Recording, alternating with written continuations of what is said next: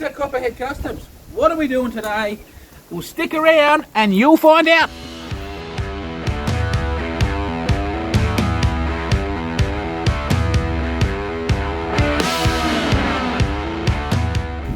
Well, I'll tell you what, we're not working on our 38 Chev, but we will be soon. But how good does it look? And I'll tell you what, we're not starting on our 39 Dodge, but we will be soon. This is gonna look so good. It's a two-door coupe. Are we gonna finally fix our 2020 Suzuki Ignis? Not yet, but we need to hurry up and get onto this soon. Well, what are we doing? Oh, wait a minute. Are we getting... Yeah, that's right. We're working back on our 1928 Oakland. But this week we're doing something different. That's right. This week we're gonna do a how-to. How to what? Well, I'm glad you asked, because this week we're doing a how-to change your front springs on your Jaguar front end. That's right, for those of you who didn't realise, the Jag front ends are quite painful to remove the front springs in. And if you can see here, ours is way too low. That's right, when we bought this car, it had two sets of springs. One set was a chop set, one set was a factory height. We just quickly threw the chop set of springs in because they easily went in without the big long-winded process that I have to show you now. So that's right, so those of you who follow would know that last week we put the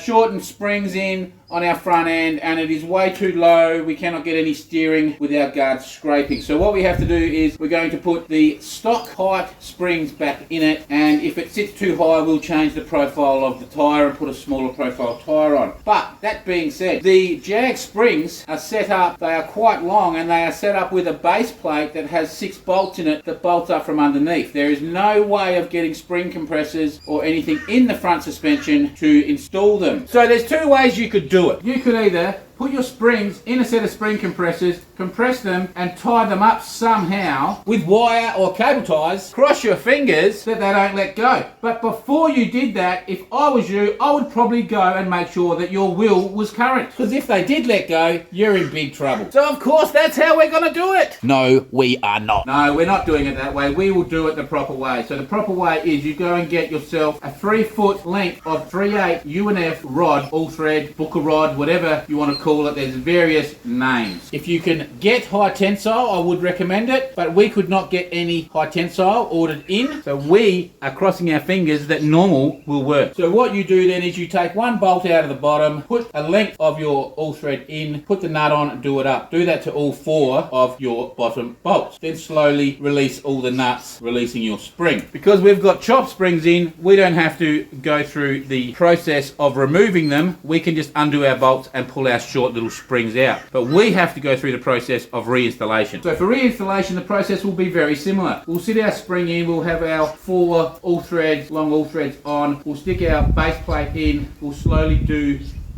the nuts up, bringing the base plate up, compressing the spring until we get it all the way up. Then one by one we will remove an all thread and put a proper bolt in, remove the next all thread, proper bolt. So what the plan is now is we will get the car jacked up, set up, ready to go. We will remove the existing ones and we'll start reinstalling the new ones. So if that sounds interesting and you want to see if we pull this off, well then you should stick around. And hey, if you've never been here before, this here is our 1928 Oakland Roadster pickup. It started life as cab doors and guards, and that was about it. Now we've done a lot of work on this. We've fully boxed and welded the chassis. We've put X-frames in. We've got a Jag front, a Jag rear. That's right, a Jag. We've got a 302 Ford Cleveland C4 transmission. We've got brakes mounted underneath the floor. We've made the back of the Roadster. We've made the tub. It's coming along pretty good. This is kind of our back-burning build. Our main focus at the moment is our 38 Chev, which you might have seen in the intro. So what's left to do on this? Well, we've got to fix our front suspension height first and foremost, and that's what we'll do in this video. But then in the next few episodes we need to make new running boards, make new rear guards and a few other little bits and bobs, and then fabrication of this is 99% done, and it will get parked up, put aside, put a cover on it, and it will have all the finishing touches done, brake lines, motor running, all the painful and expensive stuff. So I reckon that's enough dribbling on, and let's get into doing some work. Okay, first job, we got to lift the front of this up and get it on some stands.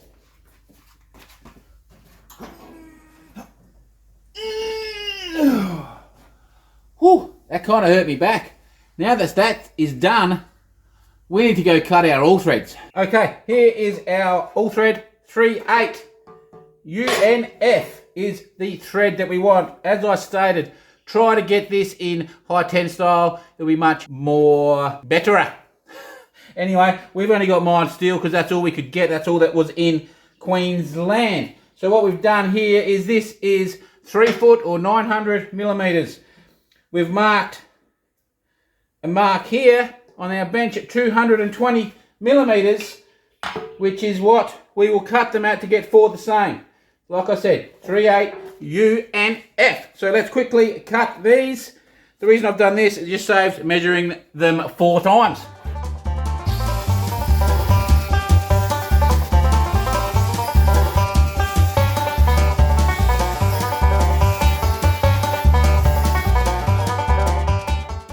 Pretty simples, yes. Now what we'll do is, you can either do this with a file or whatever, but I'll just take them over the bench grinder. You can just even do them with that. Don't get too carried away chamfering these because that will make it worse. Just do a little tiny little, and the nuts will go on near on perfect.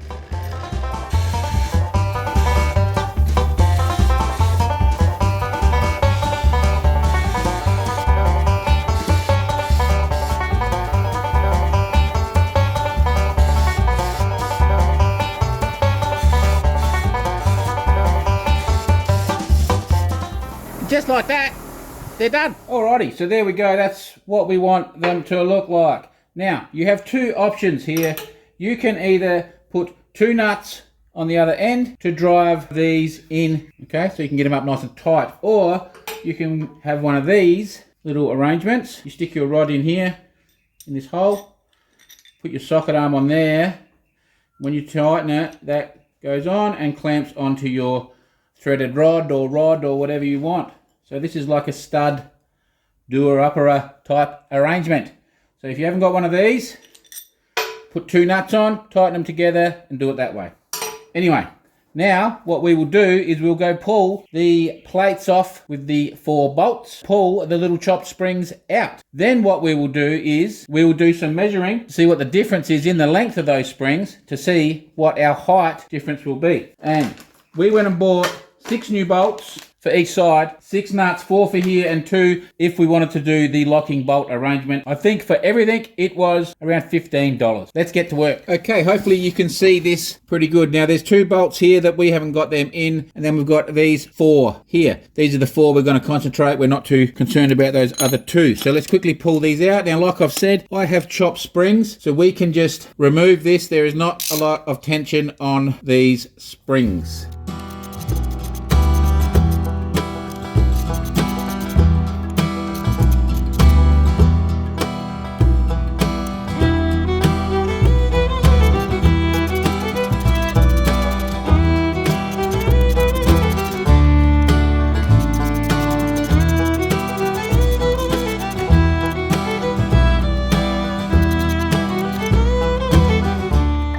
And just like that, our old spring is removed. Okay, here's our setup. So you can see the 4 threads and the bolts on there and done up into there. Now we'll go along and we'll just do all the nuts up bit by bit until the plate is flush up against the lower control arm. Let's get it done up and swap the bolts out.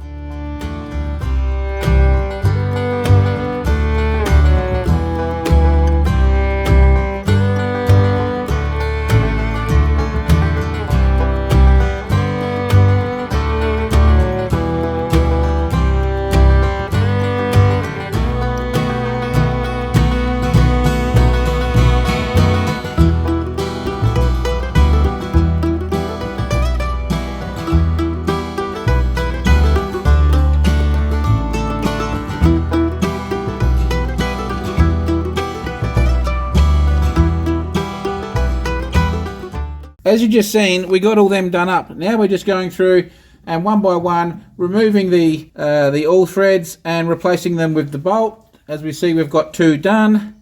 So we'll do this one now, and it is done. So not a hard job, a little bit tedious. What you could do is you could get an old socket and chop it in half and put a rod through if you wanted to use a rattle gun. I used the ratchet spanner. But you could use a rattle gun or a socket if you made an extension socket up. If you were to do them all the time, that's what I would recommend doing. But if it's a one-off, then toughen up and use your spanner. Anyway, I'll get these last few done, and this side is done.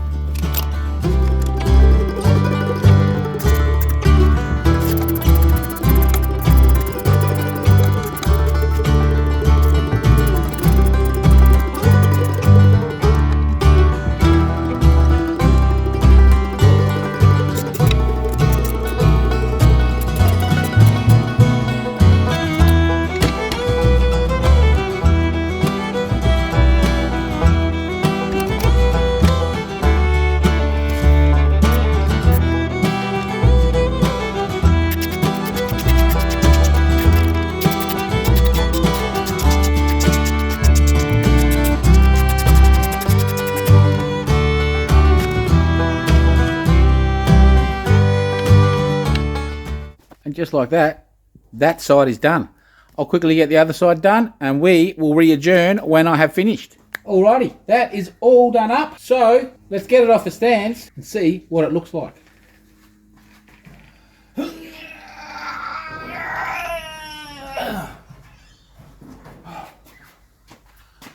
Well, that was heavy. So in the end, that's worked out perfectly. It's raised it around 75, 3.25 inches, so that is absolutely perfect. And inside there, we have about an inch off of our bump stocks with our Baxaman up travel. So that works out absolutely perfect. So now, when we look in here, we've got a nice, perfect little gap, and we are gonna have really good suspension. And hey, overall, I think it sits pretty well. So I'll call that major success. So anyway, that was something different this week. A slight little how to do these painful Jag front springs. And hey, it wasn't that hard, was it? So stay tuned. There's more to come on our 28 Oakland, and there's also more to come on our 38 Chev. But with all of that being said, thanks for watching, and we will see you next week.